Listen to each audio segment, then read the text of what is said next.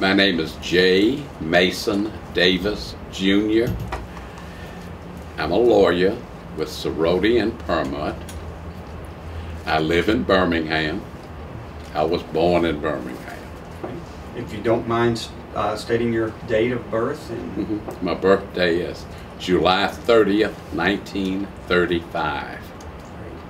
And you came to Cerroti and Permut through your own firm, which was acquired by Cerroti? That's right. In what was that firm? April, well, it was J. Mason Davis. Okay. In April of 1984. Okay. And how long did you have your own firm? I had been in practice since April 15th of 1960. Okay. And that was you've always been, had your own practice, or were you ever with any other firm? I practiced first with Orzel Billingsley Jr. and Peter A. Hall for 3 years. And then I moved down the hall, took space down there, and I practiced alone until Judge Houston Brown went to law school, and he clerked for me after he finished his classes. And after he graduated from Cumberland Law School, he came to work. And he worked there for a number of years. After Judge Brown came, Robert A. Jones Jr. came, and he was there for a number of years. They both were with me until maybe 3 years prior to the time that I merged my firm with the Cerroti practice. So with your firm, how many partners or practicing lawyers would you have associated with your firm? Well, we had 3. Well, really 4, because David Sullivan also came and he practiced with us for a while. Well, so in 1960, your firm would have been an all African American firm. Is that correct? Yes. Would. Okay. And was that were there exceptions to that? No. Never. No exceptions at all. Birmingham was a very, very segregated city. Police commissioner's name was Theophilus Eugene Connor, otherwise called Bull Connor. We've heard of him. I'm sure you have. Bull Connor, being the commissioner of police, made sure that everything, every part of life in the city of Birmingham was segregated. It was separate. And was this inscribed in the legal code as well? Yes, okay. yes. Not just practice, but... That's right. Okay.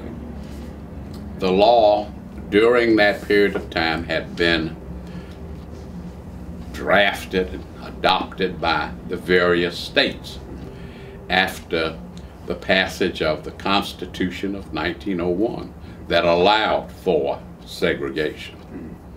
Prior to that time, from 1865, that was the passage of the 13th Amendment, freeing the slaves, until 1900, things had not become segregated. But based on the Constitution of 1901, that allowed for the passage of segregation laws. And most cities in the state of Alabama, in fact, every state in the South, in the old Confederacy, passed laws of separation. And what allowed, I know I'm delving into legal matters, but what allowed the passage of the laws of segregation? The Constitution of 1901. Oh, I see. But was there a decision? Every constitution that's passed has to be passed before other laws that can be passed. Right. And the United States government or law allowed those state constitutions to pass those laws based on what? No, it didn't. It didn't? No, it didn't. Because the 13th, 14th, and 15th Amendments of the Constitution of the United States had been adopted. The first, the 13th, freed the slaves. The second was the 14th Amendment. That one is the Equal Protection Clause. And the third one is the Voting Rights Clause. So even though the states would prohibit blacks from voting en masse, the Constitution of the United States said that everyone has a right to vote. Right.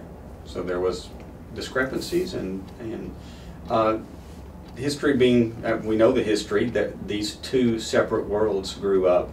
And it came from a case known as Plessy versus Ferguson. You've heard of that? That case involved a man who was a Creole. This was in New Orleans, yeah. That's right. And he rode a train. He said that he was 7/8 white, 1/8 black. And he said that he thought that he had the right to ride anywhere he wanted to on the train. Though in Louisiana, they had passed laws of segregation. And the case was tried in the state courts of Louisiana. It was appealed on up to the United States Supreme Court. And the United States Supreme Court held that the state of Louisiana could pass segregation laws. So that's how we got to the point that we did. Okay. And as an African American lawyer practicing, starting in 1960, how would you characterize that perspective, those experiences, then compared to now when you're in an integrated law firm? What's the difference between the two? When I started practicing, first of all of my clients were African Americans. They were all black. And 1960 was the beginning of the civil rights movement. 1960 saw the advent of sit-in demonstrations. Sit-in demonstrations meant that African Americans would go to five and dime stores or to department stores that had lunch counters, and they would sit there and they would ask to be served. And with the laws in those areas requiring that blacks not go to lunch counters because whites would be there, it caused them to be arrested, and they were tried. And you took these cases? Yes. Orzell Billingsley, Peter Hall, and I originally were hired by several men in Huntsville, Alabama. One was Dr. John Cashin, the other one's name was Mr. Nelms, who was an undertaker. Another one's name was Mr. Gurley, who had a restaurant. They hired us to come and defend over 100 young people who were primarily high school students.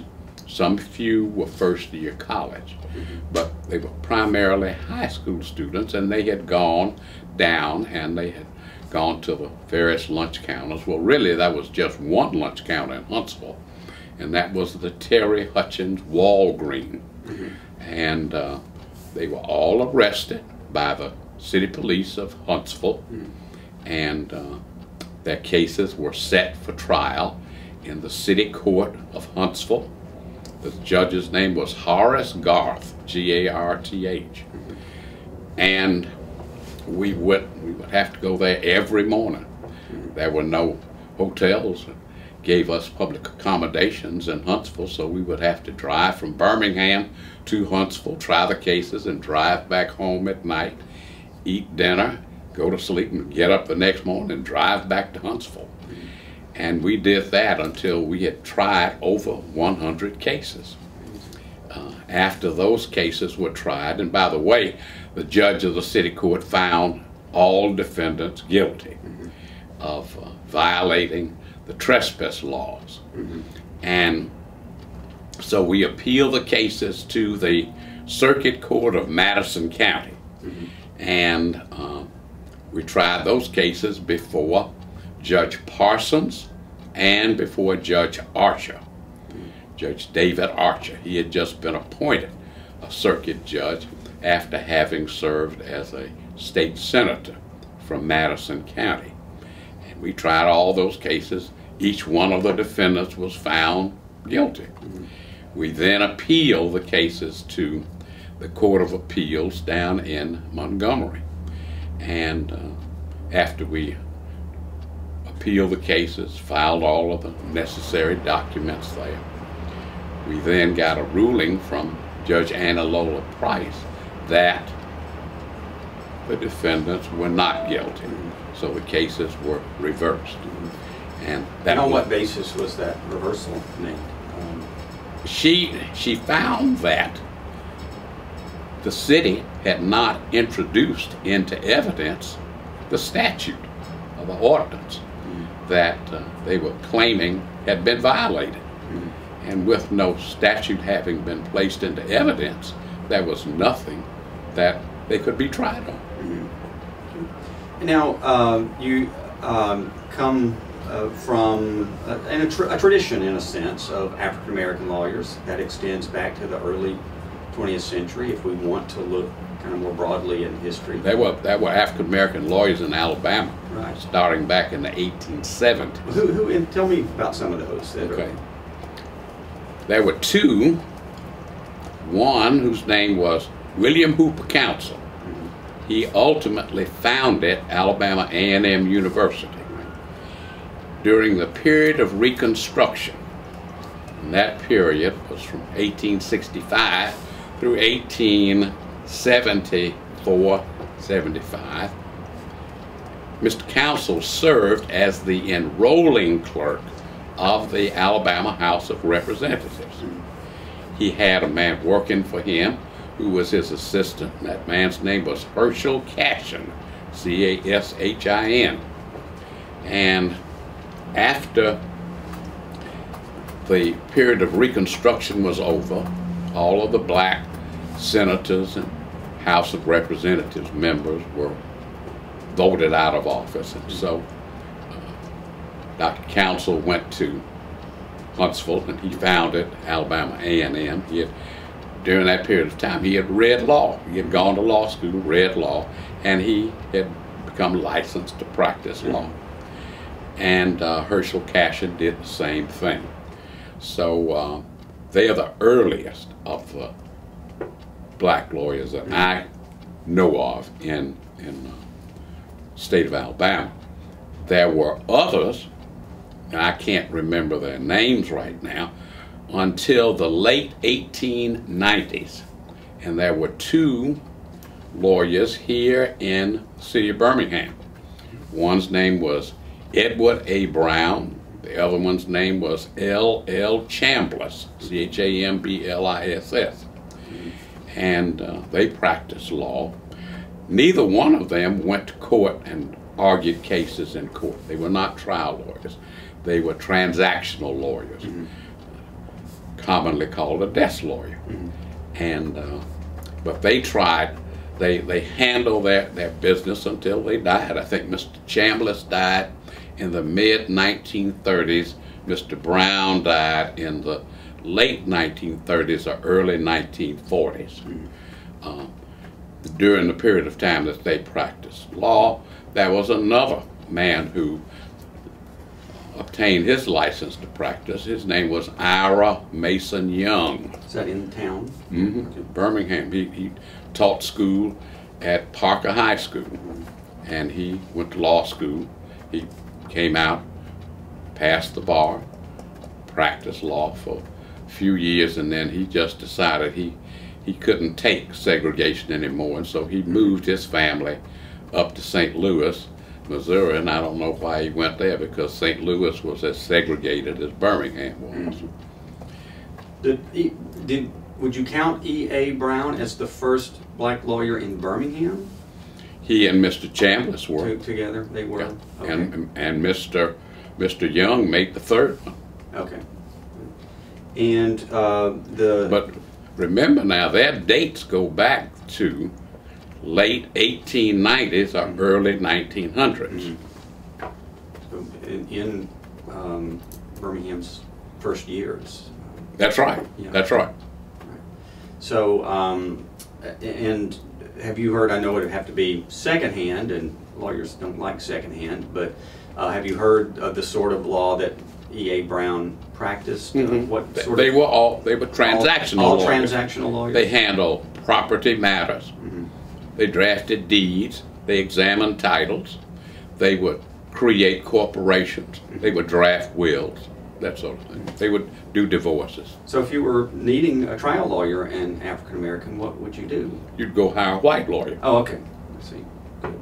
And I mean, in your knowledge, was there any legal pushback or remedies for all the convict leasing that was happening in the early 20th century, or was that just something you accepted? Had to just do? The convict lease system came from the legislature of the state of Alabama. They passed laws that would allow for the state of Alabama to, in effect, rent a convict out to, this was primarily to mining companies, coal mines, ore mines, and they would rent these people to that company, and the company in turn would pay the cost of the rent back to the state of Alabama. The convict wasn't given a dime. He was provided some clothing and some food. But he would be convicted of something, and I'm just curious about the trial process for that person. Was there, to your knowledge, who represented these people? I would doubt if any of them had counsel. Because the reason that they were a part of the convict lease system was because they were tried and they were found guilty. Most of them had fines to pay, but they had no money to pay the fine. So that's why they would go into the state prison system, and in order to pay the state the money back for the fine that had been imposed on them, the state would then lease, rent this convict out to the mining companies. And so E.A. Brown and, remind me of the... Mr. Chambliss. Mr. Chambliss. They were transactional lawyers. What sort of transactions would they handle? Contracts for... That was what I just told you. They would handle property matters, deeds, contracts, wills, divorces, that sort of thing. This would seem something a member of the middle class would more need. People who had property to buy and or to sell and were concerned with those matters. That's right. That's right. Did you know any client, in your knowledge, any clients that E.A. Brown or Mr. Chambliss would have, who they might have represented? Yeah. Mr. Brown represented my family. They represented Davenport and Harris Funeral Home. And they represented Protective Industrial Insurance Company. So there was a thriving black business community, and I That's would imagine That's right. work. I think I told you about the Alabama Penny Savings Bank. That bank was started in the late 1880s. I think it was 1888. And the principals in that bank were a Reverend Pettiford, who was pastor of the 16th Street Baptist Church, Mr. B.A. Hudson, Bertrand A. Hudson, and Mr. Peter B. Clark. And they started that bank, and the bank operated until 1914. Panic occurred, and they got caught in the panic. But the Alabama Penny Savings Bank had branches in Selma, Anniston, and in Montgomery. There's a building today still standing on 18th Street between 3rd and 4th Avenue North that is occupied by the Knights of Pythias. They're a fraternal group. But that building was built by the Alabama Penny Savings Bank in 1904. And the bank occupied the ground floor of that building. Who was the architect, you know? Wallace Rayfield, R-A-Y-F-I-E-L-D, and the contractor was T.C. Wyndham, W-I-N-D-H-A-M. Those two teamed together and they built most of the businesses, most of the buildings that were built in the 4th Avenue, 18th and 19th, 17th Street area. They built most of the churches, and they built most of the homes, the two-story homes. I believe. Say what? Including Brown's, I believe. That's right. Yeah. Brown and Dr. Parker. They were next door. That's right, next door to one another. They still stand on 5th Street between 5th and 6th Avenue North. Great. So there was this thriving other world that of business transactions, a bank, these thriving churches, lawyers who were able to negotiate these transactions that needed to happen, and I guess there were doctors as well who were. There were many doctors. Mm-hmm. Many doctors, and I've told you about the lawyers. Mm-hmm. Some of the early physicians were Dr. A.M. Brown, mm-hmm. Dr. H.C. Bryant, mm-hmm. Dr. Will Brown, Dr. William Lacey, doctors and dentists. Mm-hmm. And they did a good job practicing. The only hospital that they could practice in was a small hospital that I was born in, mm-hmm. on 2nd Street West, just north of 6th Avenue. And it's now a part of the parking lot of Legion Field. That hospital was known as the Children's Home Hospital. Who started that? Was that Mason? Eugene Mason? Eugene Mason, that's right. That's a man that my father and I were named for. Okay. Tell me about Eugene Mason. Eugene Mason came from Marion, Alabama. Mm-hmm. He had gone to school with my grandfather, W.C. Davis. Mm-hmm. W.C. Davis was principal first of Cameron Elementary School and then of Thomas Elementary School. And the building that Thomas was operated in was, today is the Jimmy Hale Mission. There's a building over on 4th Avenue South that's called the W.C. Davis Center, and that's named for my grandfather. The W.C. Davis, U.G. Mason, and James Julian all came from Marion, Alabama, and they attended school known as Lincoln Normal that was founded by the Congregational Church. And later that school became Alabama State University. And the three of them went to school there. They finished up their course, and back during that period of time, the college course was called a normal course, N-A-R-M-A-L. That meant that that's where teachers were trained. But only one of those three became a teacher. James Julian became a railway mail clerk, ran on the L&N Railroad, and he had a son whose name was Percy Julian, who discovered a formula that he sold to the Glidden Paint Company. And that's what, if you have Glidden paint today, you're painting with Percy Julian's paint. Okay. Did Pettiford go to Lincoln? Pettiford went to Lincoln Normal? He probably did. Yeah, I believe he did. Probably did. And was associated with Selma University as well. Yeah, that's right. Selma University was a Baptist school. Lincoln Normal was a congregational school, but it was ultimately bought by the state of Alabama. So we have these sources of African American education, Lincoln and Selma and Alabama A&M, in the late 1800s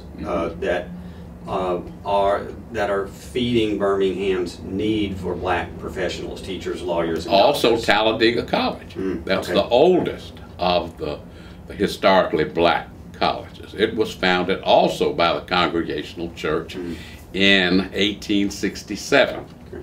One of its graduates was was Bertrand Hudson. Bertrand Hudson was one of the three that founded the Alabama Penny Savings Bank. Right. Peter Clark, did he go to Selma? I guess he did. I'm not sure about where Mr. Clark. And if you were a doctor, you probably went to Meharry, is that how you say it? Meharry in Nashville. That's right. Or you went to Howard. Okay. In Washington, D.C. Okay, gotcha. Good. And I believe Dr. Mason was a Meharry. That's right. Graduate. There is a section in Birmingham that's called Mason City. It's in the southwestern section of town. And that's the section that was named for Dr. Mason because he bought most of the property out in that area and he sold it off.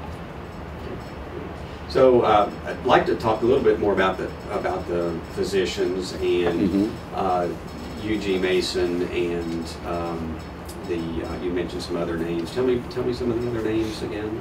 Well, Dr. H.C. Bryant was the doctor that delivered me, and he was the doctor for our family, for the Harris family. The doctor for the Davis family was Dr. A.M. Brown. Correct. Yeah. Dr. A.M. Brown's house is still standing. It's on Fourth Court. And that's a Rayfield house, isn't it? That's right. That's right. And well-built house. He had a son, Will Brown, who ultimately went to California and he practiced medicine. Okay.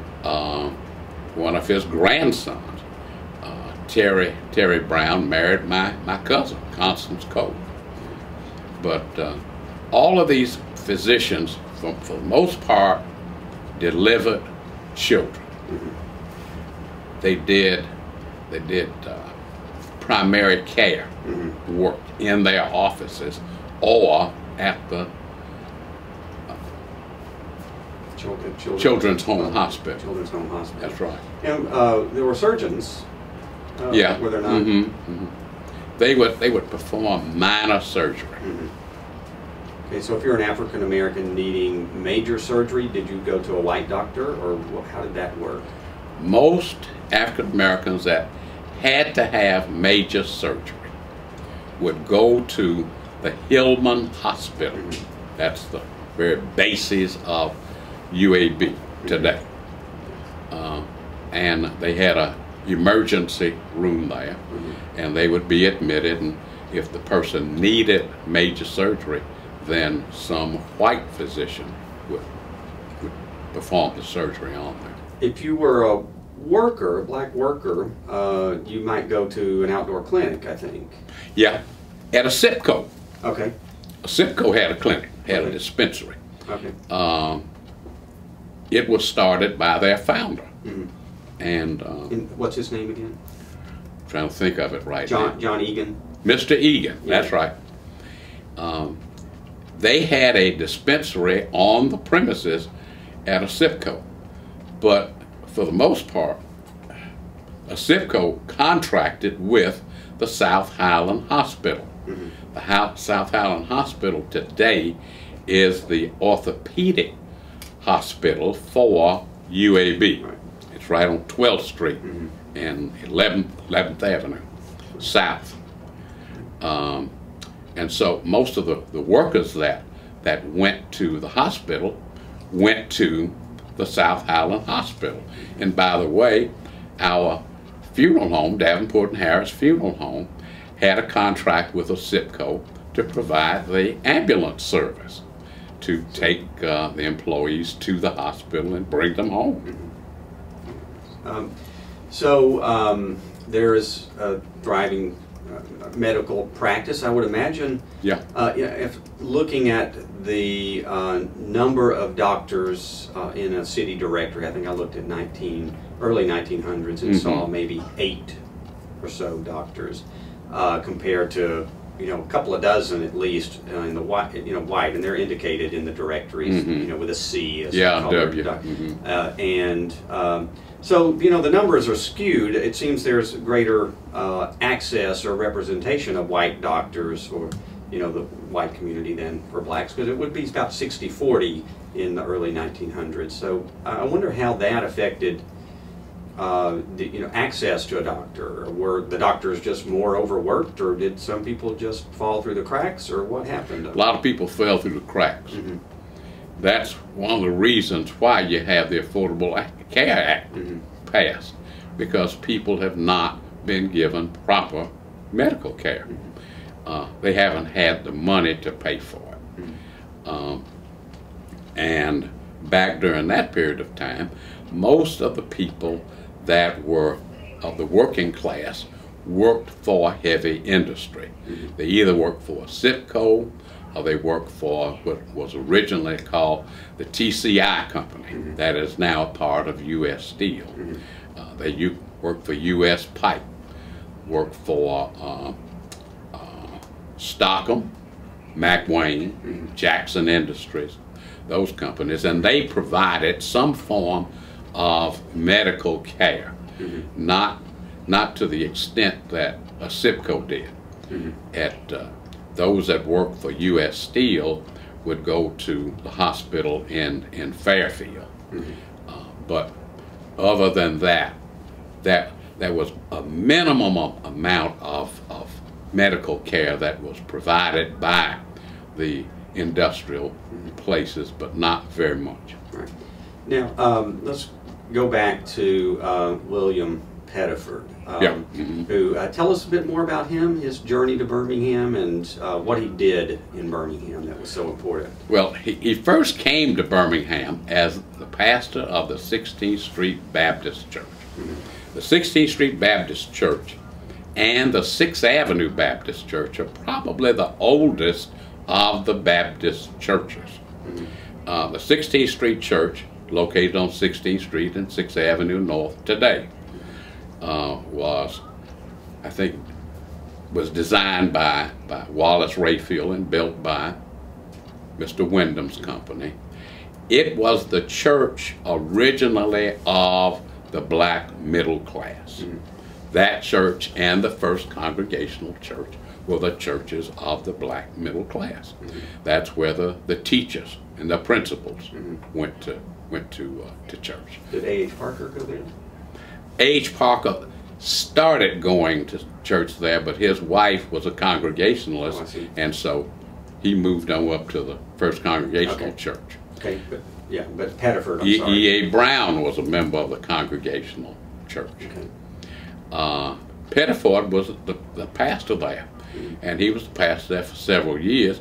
Very enterprising man, and that's when he talked with Peter B. Clark and with Bertrand Hudson. Bertrand Hudson had gone to school at Talladega and was a teacher, and so they decided that they'd form this bank, and they put their monies together and they formed the Alabama Penny Savings Bank. Mr. Pettiford was he was more entrepreneur than he was minister, and he would travel around to the various branches of the bank, to Selma, to Anniston, to Montgomery, and he did that more than he did preach, but he was primarily an entrepreneur. He wanted to head off an effort of a branch from a Durham bank to come into Birmingham, I believe. Well, that was probably a bank that was owned by the North Carolina Mutual. That probably was in the period of the end of the Alabama Penny Savings Bank in 1914, because the bank that came out of Durham had been started by the people that started the North Carolina Mutual Life Insurance Company. Their name was Spalding and Merritt, and they had a bank there, and that's probably the bank that you're referring to. There was also a bank in Atlanta that was an outgrowth of the Atlanta Life Insurance Company. Right. And there was a no, I'm thinking of the life insurance company we had a branch of in Birmingham, but it's based in Atlanta, the great entrepreneur from Atlanta. Is that Booker T. Washington?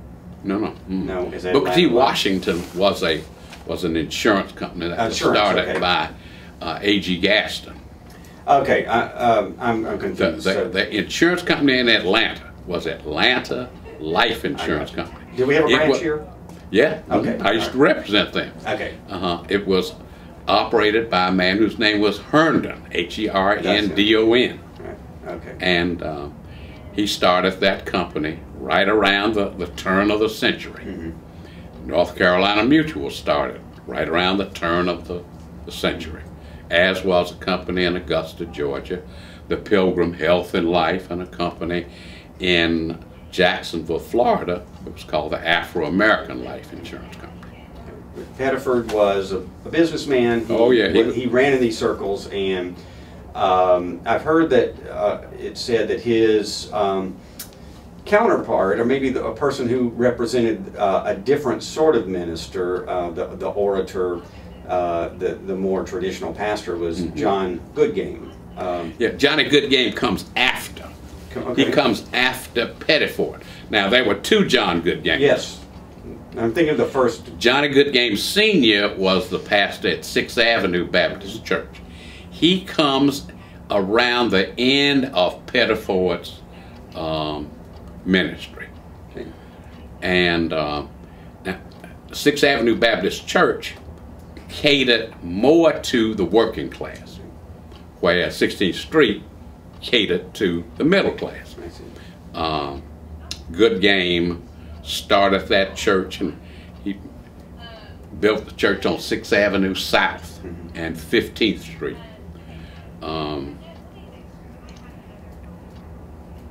It catered to the working class, but it was also a church that had a lot of black teachers. Goodgame was a competitor to Pettiford, but Pettiford died probably somewhere between 1914 and 1920. And I've heard it said that his connections to white banking were so crucial to the success, or to the sustaining Alabama penny savings, that when he went, those connections went, and that was part of the downfall of the bank. Well, part of the downfall of the bank was the Panic of 1914, and he went to the white bankers, and the white bankers wouldn't loan him any money. Who preceded John Goodgame? Do you know who that was? Was that Walker? Reverend T.W. Walker? Could have been. Could have been. Could have been. I heard of T.W. Walker, but I did not. No, I don't have any personal knowledge of him. I've heard it said that we read in actually Lynn Feldman's book that that Walker was more of a Pentecostal style preacher, and maybe was a bit too fiery for 6th Avenue, but part of his personality was that he was confrontational, and started some of the first protests against streetcar segregation in the early 1900s. I'm wondering if you are aware. I mean, we of course know about the 1960s, especially 1963, and we know about challenges in the 50s with Arthur Shore's. But are you aware of turn of the century efforts to rise up? That's the period of Plessy versus Ferguson. In Alabama, in Birmingham, I mean. No. Good. So when we were talking on the phone, we got into a really elaborate family tree, or family friendships and family relations when we were talking about E.A. Brown and A.H. Parker and U.G. Mason, and you alluded to a connection to your name with U.G. Mason. I wonder if you can tell us about some of the people we've talked about, how you were personally related to them through family friendships or family, actual blood relations. Well, with A.H. Parker and E.A. Brown, they were members of the Congregational Church. And my family, on the Harris side of the family, were members of the Congregational Church. The Davises ultimately started going to church there because of the 5 children, 3 went to school at Talladega College, and so they just naturally gravitated to the Congregational Church. Will Brown was a good friend of our family on both the Harris side and the Davis side.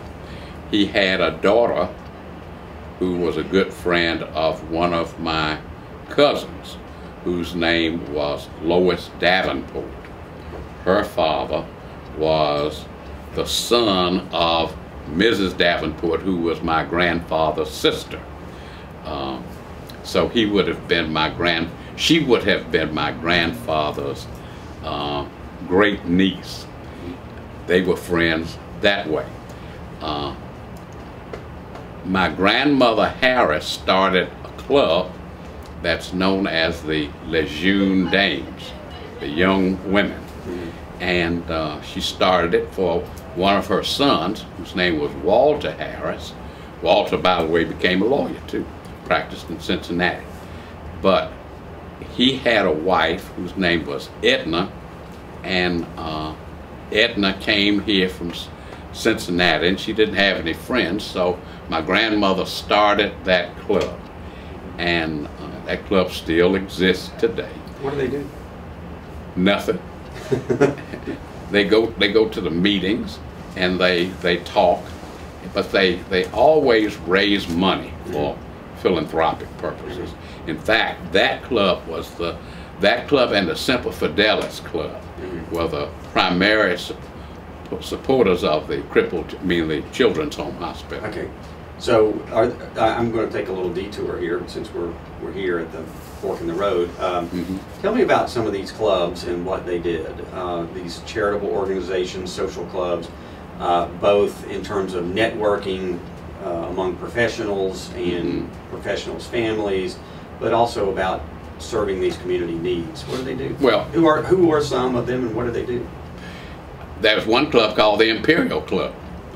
That club had a debutante ball every Christmas, between Christmas and New Year's, and that was their introduction. They would have young women, and they were being introduced to society. They would take their profits and they'd give that money to charitable organizations. The same thing with the Semper Fidelis Club. But for the most part, these were clubs composed of women that were married to the men that were the doctors, the lawyers, the dentists, the accountants, the teachers, the principals. Okay, great. And we know that there are two Masonic type temples. There's the Pythian Temple and then the Colored Masonic Temple. That was another one called the Elks Rest. Okay. What did the Elks and the Masons and the Pythian Knights do? What were their jobs and roles? Well, for the most part, what the Pythians did, the Pythians were composed of primarily coal miners. Oh, okay. So they were working class? I didn't know that. Okay. Yeah. And they would pay dues to the Pythians. Some of the members of the Pythians were Oscar W. Adams Sr. and R.A. Blunt. Blunt was the Chancellor Commander. They provided benefits to their members when they got sick or when they died.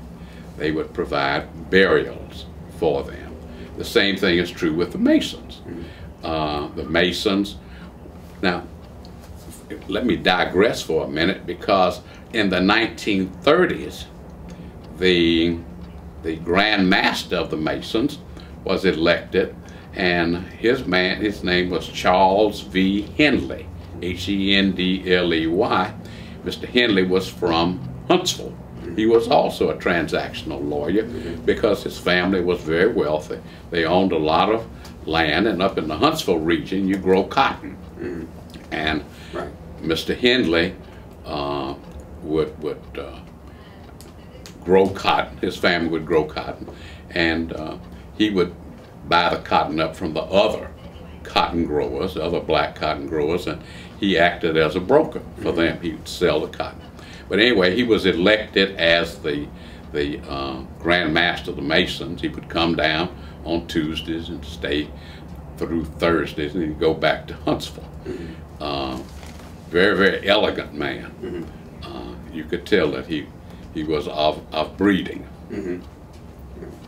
So, and the same thing, well, the Masonic order did the same thing that the Pythians did. The Masonic order was of a larger group. Have you ever seen the building down on 17th Street and 4th Avenue North? That building was opened in 1923. There were more blacks that were members of the Masonic order than were members of the Pythians. The Elks would provide benefits to their members when they died, but they were of a smaller group. They were more of the good time folks. Okay. Were there Oddfellows as well? Yeah, but I had an uncle, Bill Sterling, who was a member of the Oddfellows, but I don't know that much about them. Okay. And so they would serve a sort of insurance-like That's role. right. Okay. That's right. They would, until the black insurance companies came into being in the 1920s. Our family started one, Protective Industrial Insurance Company, and Dr. A.G. Gaston started his a little bit later than that. But they provided originally burial coverage, and the Masonic order would pay money to the family that was a supplement to the monies that would come to them from the insurance companies when a policyholder died. And did insurance companies ever grow out of these Masonic type organizations? Say they got so large, or they had created a model that could be, you know, sort of removed from that association and applied to the larger society? Did that ever happen? Yeah. All of the companies did that. They did. The companies started dealing with the general public. The reason I said that the Masonic orders would pay money, they paid money to their members, but their members also carried policies of insurance with the black companies, the Protective Industrials, the Booker T. Washingtons, the Atlanta Lifes, the North Carolina Mutuals. Most of those companies remain small. The North Carolina Mutual would sell policies with a face value of $25,000. Same thing is true with the Atlanta Life. Whereas with Booker T. Washington and Protective Industrial, they originally started selling policies for $300, then $500, then $1,000, then $5,000, and the largest policies that they would sell before both those, well, before Protective went out of business was maybe $20,000. Let me switch gears again a little bit. I want to talk about both sides of your family, your mom, your mother, and your father, and you know their story, how they ended up in Birmingham, how they ended up together. Well, they were both born in Birmingham. Okay. And then back up beyond that. I mean, how did their family get here? How did you get here is what I'm getting at. The Harrises came here. Miss Harris, Miss Davenport, and her brother, Charles Harris, came here in the middle 1890s. Their father had been a contractor in Montgomery, whose name was James Hale, H-A-L-E.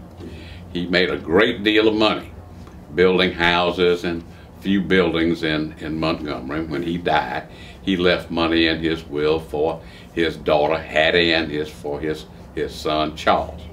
They came to Birmingham and they put their monies together, and that's how they started Davenport and Harris Funeral Home. Okay.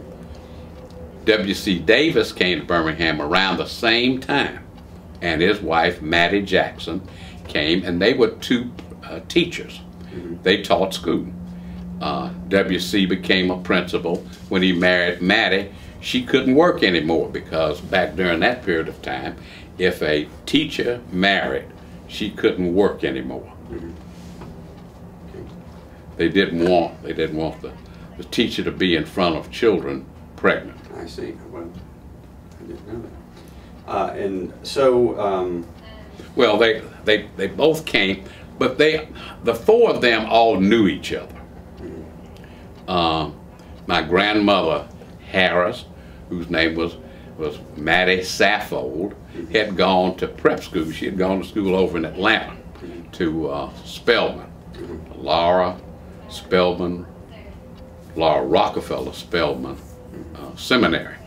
and she came back and she married my grandfather in Montgomery, middle 1890s. They came to Birmingham, and the Davises came to Birmingham. The Davises did not marry until 1898, but they both raised their children. The Harrises had 9 children that lived.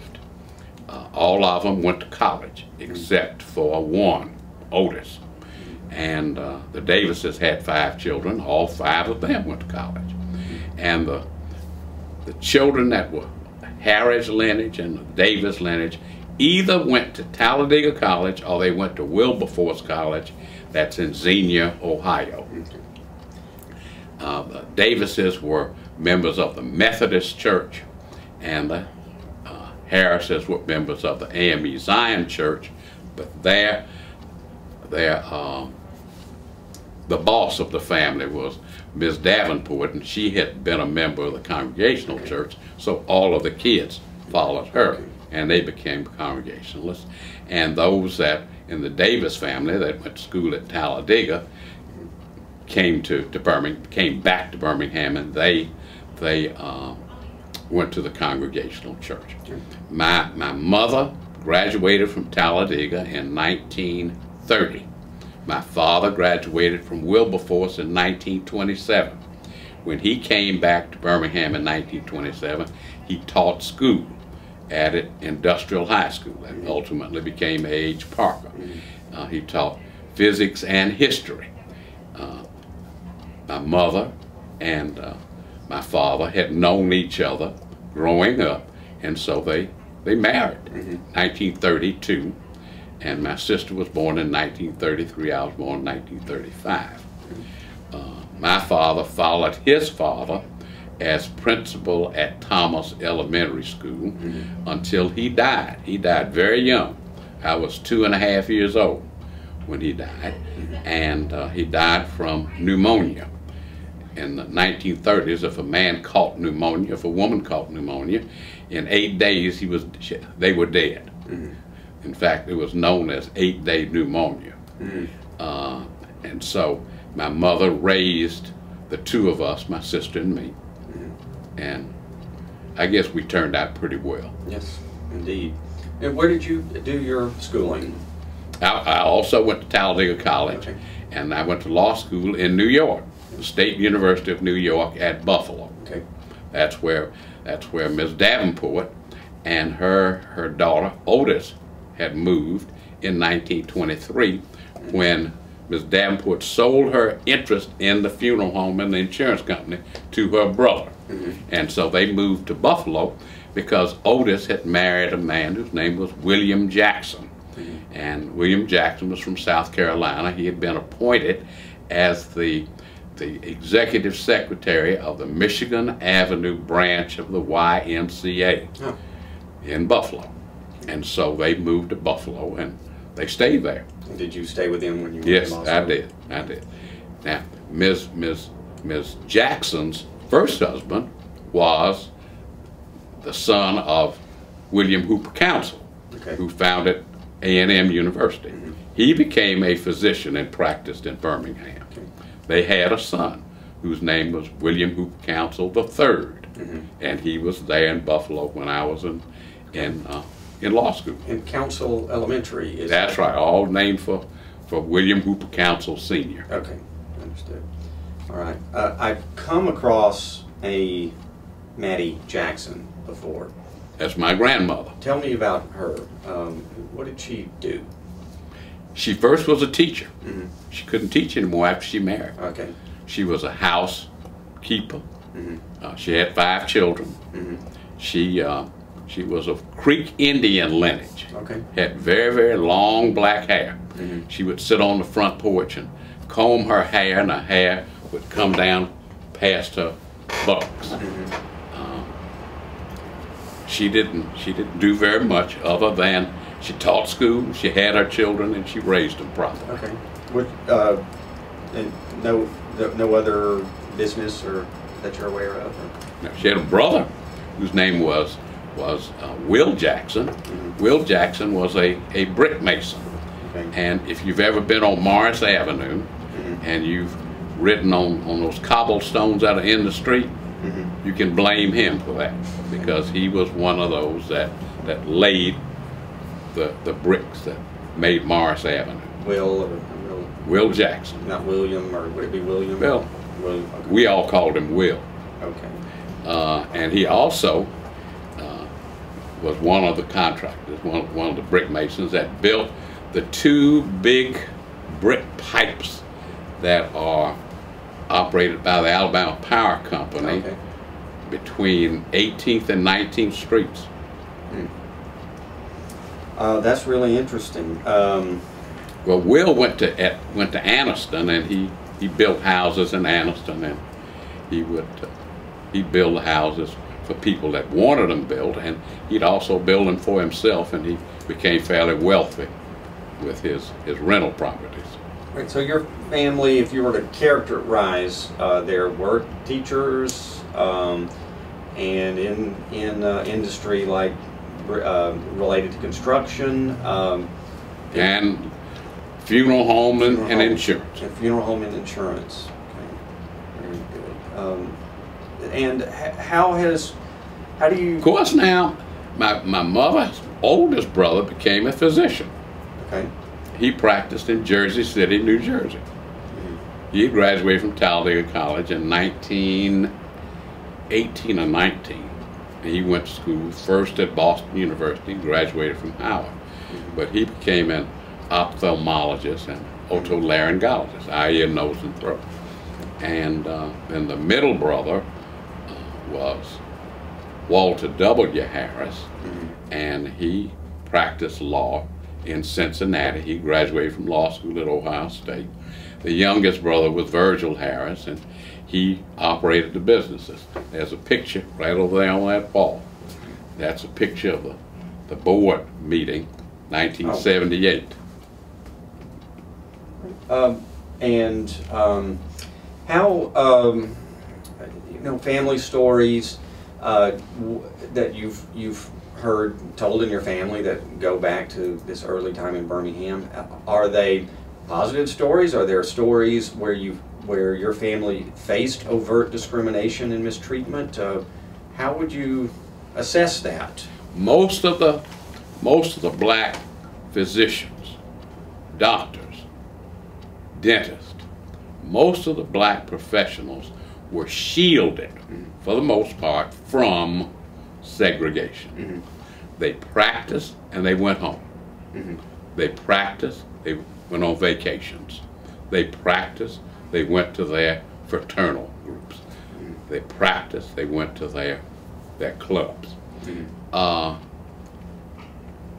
Most of them did not encounter segregation. They had cars, so they didn't have to ride on the public transportation. Did this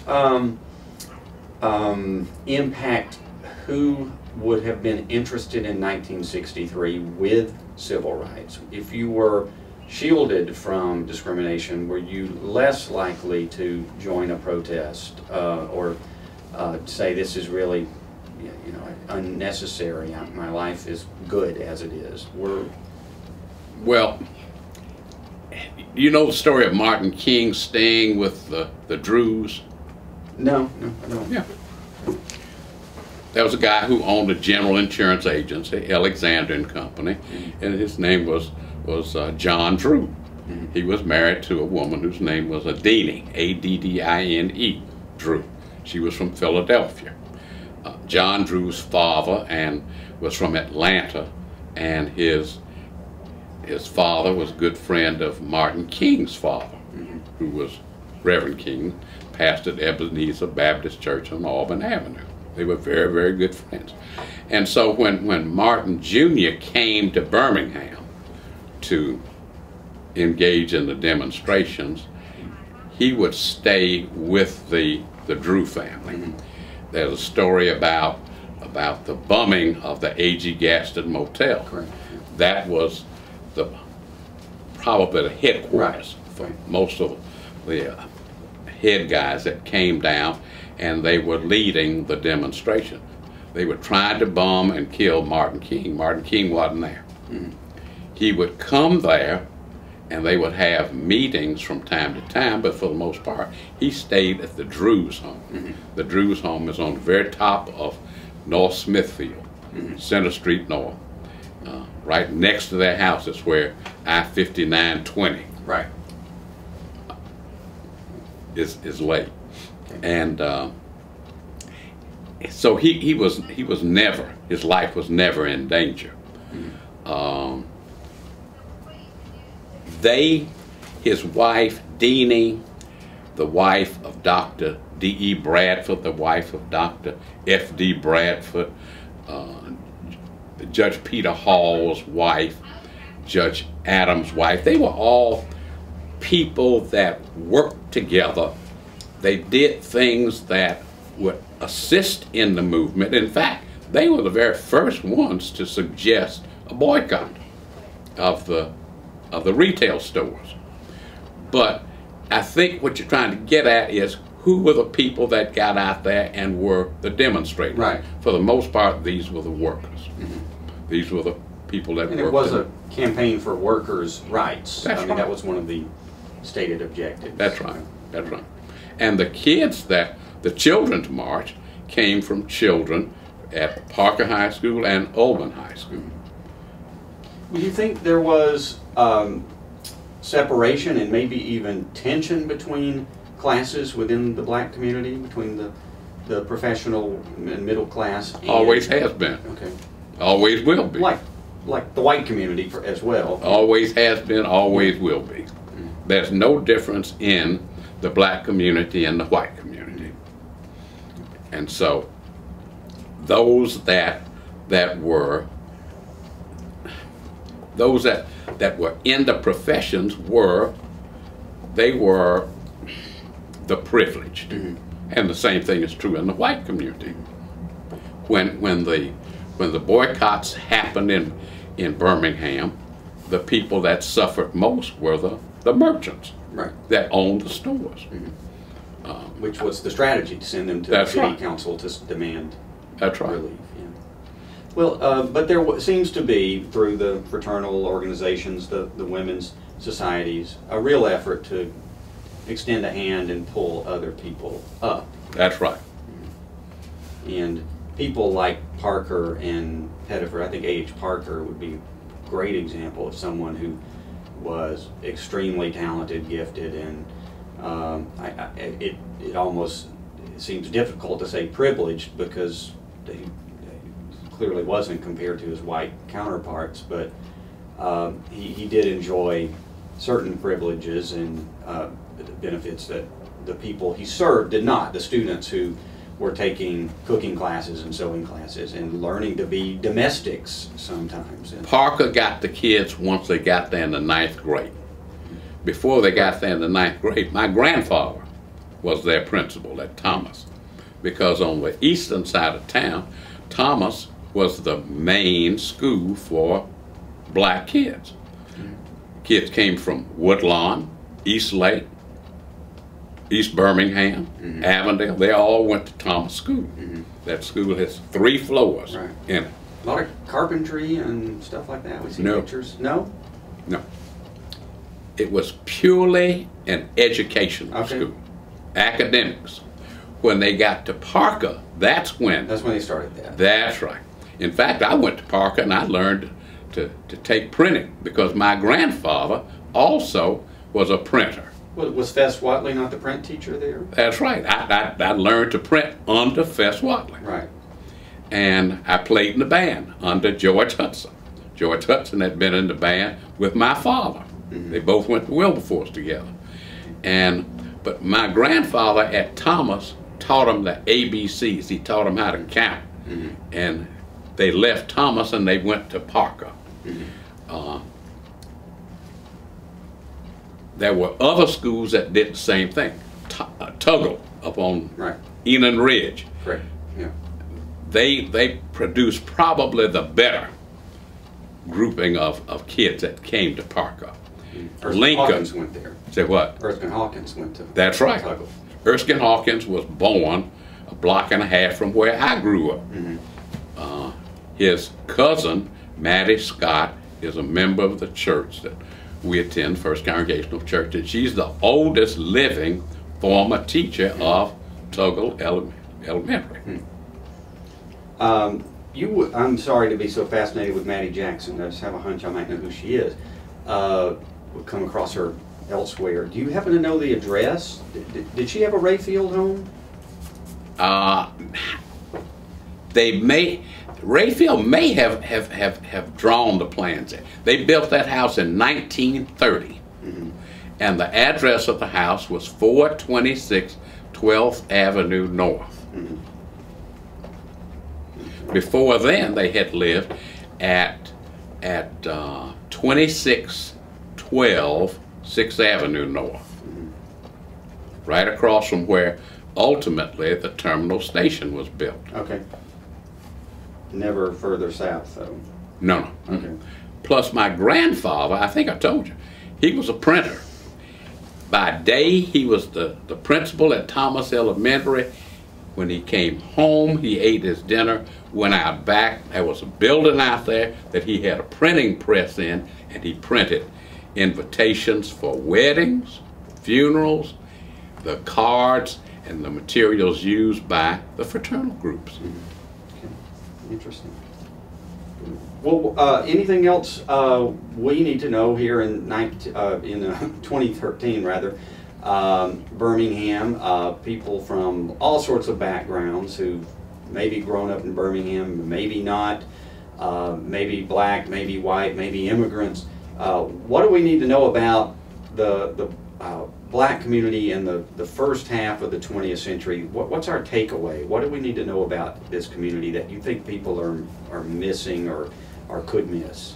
Most people don't know. In fact, I had lunch today with a man from Montgomery.